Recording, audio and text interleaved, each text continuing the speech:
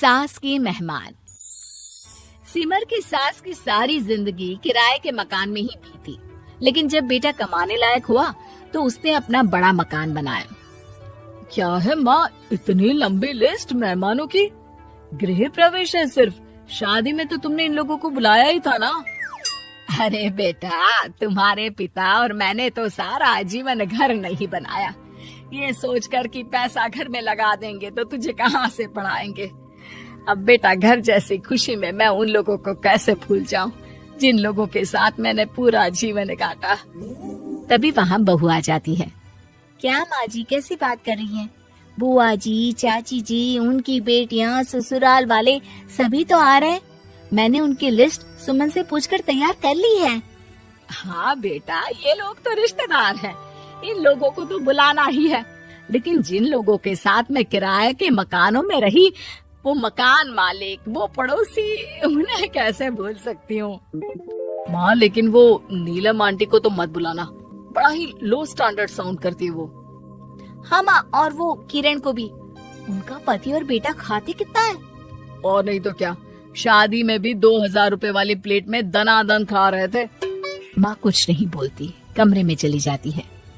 तुम्हारी माँ के तो चोचले ही अलग है, न जाने लोगों को क्या बताना चाहती हैं। अरे आस पड़ोस को तो ऐसे पूछ रही है जैसे कि रिश्तेदार। हाँ जानता हूँ माँ को, वो किसी से जुड़ती है तो दिल से जुड़ती है। वैसे बात करता हूँ उनसे। सभी अपने अपने काम में लग जाते हैं। सास को नींद आ जाती है और वो सो जाती है। लग रहा है कि गुस्सा होकर सो गई। कपड़े भी अपने बाहर फेंक कर गई हैं। बहू है ना, नौकरानी जैसी, कर लेगी काम। बड़बड़ करती बहू सास के कमरे में जाती है और कपड़ों को उनकी अलमारी में रखती है कि तभी उसके हाथ में एक एल्बम और कुछ खत लगते हैं। अरे ये क्या है? बहू एल्बम देखती है जहाँ नीलम आंटी और सास के साथ छोटा सा उसका सुमन खड़ा होता है। इनके बचपन की फोटो। वो सारी फोटो देखकर जब खत को खोलती है तो वो किरण का होता है। बहू खत पढ़ने लगती है। खत में लिखा होता है, तू पैसे की चिंता न कर, सुमन की पढ़ाई में कोई कमी ना हो, हम पड़ोसी नहीं बहने हैं। तभी सास जग जाती है। अरे बहू, क्या हुआ? कुछ चाहिए था क्या? बहू बात घुमा देती है। माँ जी, वो इनकी फोटो देख रही थी नीलम आंटी के साथ। कितनी सुंदर लग रही है ना आंटी? हाँ, दिखा तो जरा फोटो। बहू सास को फोटो देती है। सास फोटो देखकर कहती है, याद आता है, तेरे ससुर जी तो थे नहीं, काम के लिए 10 दिनों के लिए शहर से बाहर गए थे। जब बेटा होने वाला था तब नीलम आंटी और अरुण अंकल ही थे। आंटी बेचारी रात भर मेरे साथ बैठी रही तो अंकल भाग भाग कर दवाई का इंतजाम कर रहे थे। बेटे के होने के बाद भी जब तक मैं घर नहीं आई मेरे पास ही रहे। रिश्तेदार तो आए थे मुंडन में 10 दिनों के बाद। बहू सुनकर खुश होती है। तभी नजर खत पर पड़ती है। माँ, ये किरण आंटी को आपने पैसे वापस कर दिए? हाँ, वो भी समझ कैसे कैसे किए मैं ही जानती हूँ। सुमन की पढ़ाई के लिए पैसों की जरूरत थी। रिश्तेदारों ने तो साफ बोल दिया था कि किसी होटल में काम पर लगा दो। कई लोग बर्तन धोने के साथ पढ़ाई करते हैं, लेकिन किरण आंटी, उन्होंने अपने बुढ़ापे के लिए बचाए हुए पैसों को सुमन की पढ़ाई के लिए दे दिए। यानी कि आज ये जो कुछ भी है वो किरण आंटी के कारण ही ना? हाँ बहू, ऐसे ऐसे पड़ोसी हुआ करते थे जो किसी रिश्ते के नाम से नहीं बल्कि अपनेपन से भरे थे। फिर सास का बोलने का रुख तीखा हो जाता है। और फिर भी देख, सुमन इन लोगों को भी नहीं बुलाने दे रहा है। माँ, मैं बात करती हूँ, ये लोग सिर्फ आएंगे ही नहीं, हम लोगों के साथ रुकेंगे भी घर में, रिश्तेदारों की तरह।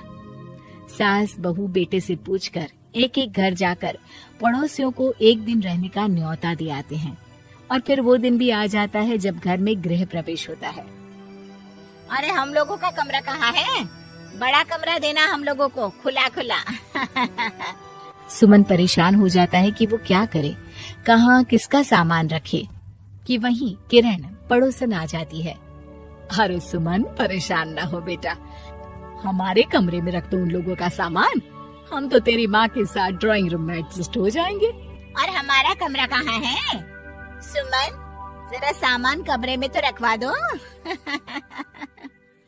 अरे ये क्या, मेरे कमरे में तो सफाई ही नहीं है। अरे बता देती सुमन, हम कहीं और रह लेते। तभी वहाँ नीलम झाड़ू लेकर आ जाती है। अरे बबली दीदी कैसी बात कर रही है, चलिए मैं साफ किए देती हूँ कमरा। वहीं मामी जी भी आ जाती हैं। अरे सुमन दीदी, सबसे छोटा कमरा हम लोगों को ही देना था क्या? मायके की कोई परवाह नहीं है।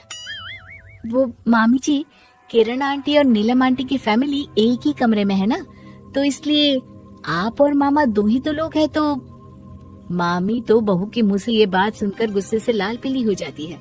अरे वाह जी वाह, बहू की जुबान तो देखो कितना बोल रही है। इतना बोलने वाली बहुएं भी होती है क्या? अरे रहने दो, जब मेरी बहन ने ही मेरे बारे में नहीं सोचा तो किसी और से क्या उम्मीद करें। दोनों सामान पैक करके घर से निकल ही रहे होते हैं कि नीलम आ जाती है। अरे राकेश भैया, मैं भी सुमन की तरह ही तो हूँ। आप तो हम लोगों को इतने साल से जानते हैं। हाँ, तुम लोग तो मेरी बहन से चिपकी रही गोंद की तरह। खैर कोई बात नहीं, रहो बड़े कमरे में। तभी अरुण वहाँ आ जाता है, जो नीलम का पति है। अरे अरे भाई साहब, थोड़ा तो वक्त दीजिए, हम सारे छोटे कमरे में शिफ्ट हो रहे हैं। सारे पड़ोसी छोटे कमरे में चले जाते हैं और मामा मामी बड़े कमरे में। बहू चाची के कमरे से बाहर निकल रही होती है कि देखो कैसे बड़ा मकान बनाकर इतरा रही है। अरे जब हम लोगों ने कहा था कि घर बनवा लो, तब तो लड़के को पढ़ाने की पड़ी थी। इतना पैसा रखी थी, महंगे कॉलेज में पढ़ाया, तब बात मानी होती तो सस्ते में मकान बन जाता। बहू आगे जाती है, जहाँ दोनों पड़ोसन भी आपस में बात कर रही थी। मानना पड़ेगा सुमन को, बहुत ही समझदारी के साथ चली। बच्चों की जिम्मेदारी को सबसे ऊपर रखा, रिश्तेदारों के साथ भी पूरा निभाया। नहीं तो आजकल के रिश्तेदार। अरे सुमन के लिए तो हम हमेशा ही खड़े हैं। बहू तभी मामी के पास जाती है, जहाँ वो मामा से कह रही होती है, बस अब आ गए इसके घर। अब तो ये रो रो कर भी बुलाएगी तो मैं ना आऊं। कैसे कमरे में रखा हम लोगों को।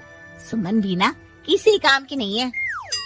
बहू सभी को देख समझ रही थी, रिश्तेदारों के नखरों के बीच पड़ोसियों का प्यार। वो देखकर समझ जाती है कि सास के असली मेहमान कौन है।